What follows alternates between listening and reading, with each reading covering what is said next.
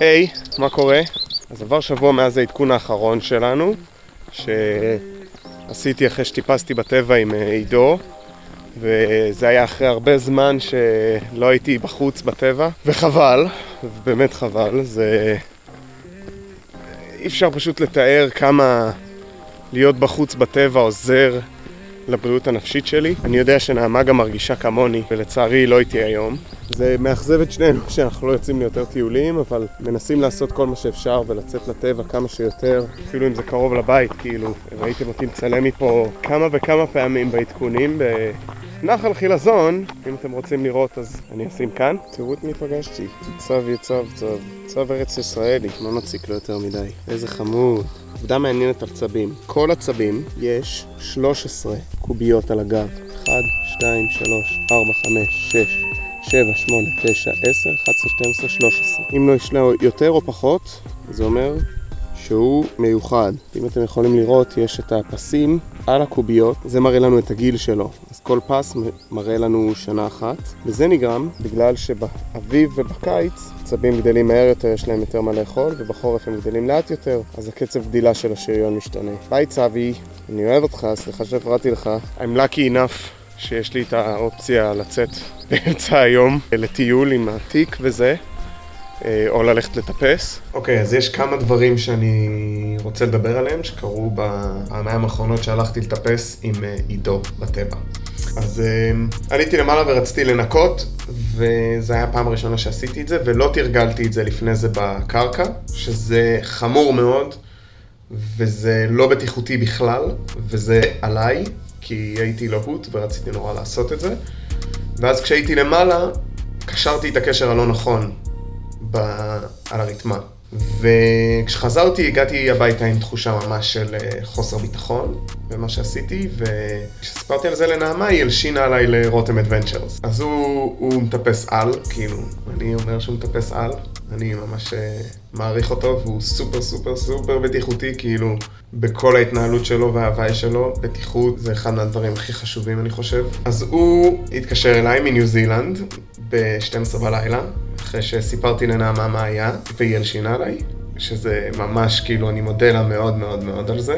וקודם כל הוא עושה לי שיחת נזיפה שהגיעה לי, ויותר מזה הוא לימד אותי ממש צעד צעד מה אני אמור לעשות, והדגים לי, ואז הוא שלח לי גם סרטון של איך עושים את זה וזה, ותודה רבה רבה לך רותם. אחרי זה פשוט ישבתי פה כל הסופש ותרגלתי קשירות ועוד פעם ועוד פעם ועוד פעם ועוד פעם ועוד פעם, ותרגלתי מה צריך לעשות כשמגיעים למעלה כדי לנקות ואת הכל, ואז הרגשתי הרבה יותר בטוח. ובפעם האחרונה עכשיו כשהלכתי לטפס עם עידו, הרגשתי יותר בטוח במה אני עושה, וניסינו איזה מסלול שלא הצלחתי טכנית לסגור אותו, כי לא הקלפתי בסוף וניקיתי, אבל הגעתי לסוף. היה לי כל כך הרבה זהה בידיים ולא היה לי מגנזיום, פשוט החלקתי.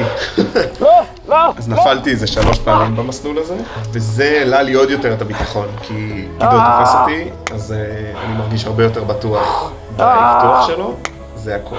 עכשיו אני יוצא החוצה להליכונת עם תיק, קצת משקל, משהו שלא עשיתי הרבה זמן. חם מאוד כבר, אנחנו ב1 ליוני 2022, ולמען האמת, כשאני מצלם את הסרטון הזה, בדיוק יצא הסרטון הראשון שצילמתי, שאנחנו גרנו בנאות הכיכר, מאז היה הרבה שינויים, אבל אני אעשה קצת עדכון על מה מתקדם בחיים. אנחנו רוצים לעבור לחול, אבל זה כנראה לא יקרה בשנה הקרובה, סנס אני התחלתי לעבוד ברגבה, בקיר טיפוס, ומאוד מאוד טוב לי שם, גם מההדרכה, שזה משהו שלא עשיתי הרבה זמן, כמו שאני עושה עכשיו בקיר טיפוס, שזה ממלא אותי, נגיד את זה ככה. והאמת שלדעתי הם גם רוצים ממני. אני ממש חושב להירשם לקורס אקדמי שהוא דרך אוניברסיטת חיפה ובית ספר לתיירות, שהוא עוסק בטיפול באמצעות אתגר והרפתקה.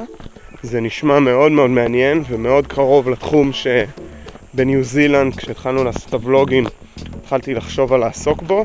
זה אולי דוחה את טיפוס הרים במובן של לצאת ולטפס על ליטרלי הרים בגובה גבוה, אבל זה כן צעד שהוא מבחינה מקצועית יכול לעזור לי בטווח הרחוק. אחרי הקורס הזה אני אוכל להדריך טיולים כשכיר וגם לעבוד בזה, וגם אולי אני יושב קצת יותר חזק על העסק של הדרכת טיולים שאני רוצה לפתוח. מהצד השני זה נותן לי את האופציה להישאר בקיר טיפוס ולהתמקצע יותר בטיפוס אבן, שזה חלק מאוד חשוב בכל העניין הזה של מאונטנירינג. אז יש פה הרבה דברים שנכנסים. הקורס הזה גם ייתן לי אולי יותר אופציה לעזור ולהשפיע על אנשים אחרים, שזה אחד מהמטרות של המסע הזה. וזה אומר שצריך לעבור עוד פעם, עוד דירה, פה בתוך הארץ, שמצד אחד כאילו זה נוגד את מה שרצינו, לעבור לחול, ומצד שני אולי זה יעזור לנו בעתיד כדי שנוכל לעבור לחול ברוגע כלכלי, אבל who knows מה שיקרה בעתיד. אולי פתאום יציעו לי עבודה באוסטריה ואני אגיד, אז ברור מה.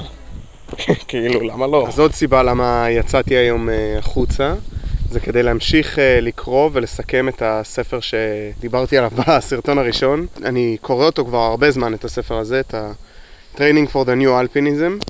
בעזרתו שיניתי את התוכנית אימונים שלי כבר כמה פעמים, ואני עוד לא בסקשן של התכנון, אני רק בסקשן שמלמד את כל התיאוריה והפיזיולוגיה שמאחורי הדברים. זה מאוד מאוד מעניין אותי, כאילו אני סופר מתחבר לזה, אז עכשיו אני אמשיך ללמוד. אני עכשיו עושה את דרכי חזרה הביתה, אחרי שלמדתי קצת בחוץ, וספגתי את כל קולות השטח, כל הנוף של נחל חילזון, וקצת חיבור לטבע שממש ממש הייתי צריך.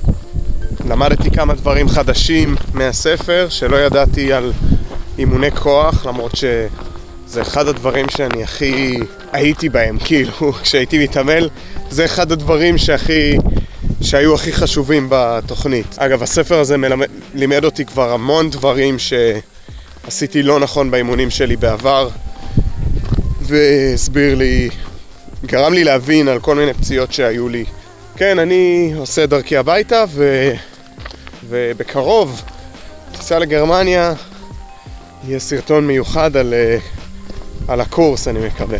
זה יום המזל שלי, קלתי בעוד צו, בדיוק חשבתי על זה. קודם התקרבתי לצו, וזה אולי נראה שאני מפריע לו, אבל עכשיו אני ממש כאילו לא זזתי מהדרך שבה הלכתי, הוא בכל מקרה מתחבא. ולא להפריע לבעלי חיים בשטח, במיוחד לא לצבים, כי הם מוגנים פה בארץ. כן, תשמרו על הטבע, אל תהיו מניאקים.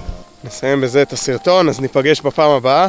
אם אהבתם, תעשו סאב, תשאירו תגובה אם יש לכם מה להגיד לי, ואם אהבתם, אז תעשו לייק, כאילו, למה לא? יאללה. ביי, נתראה.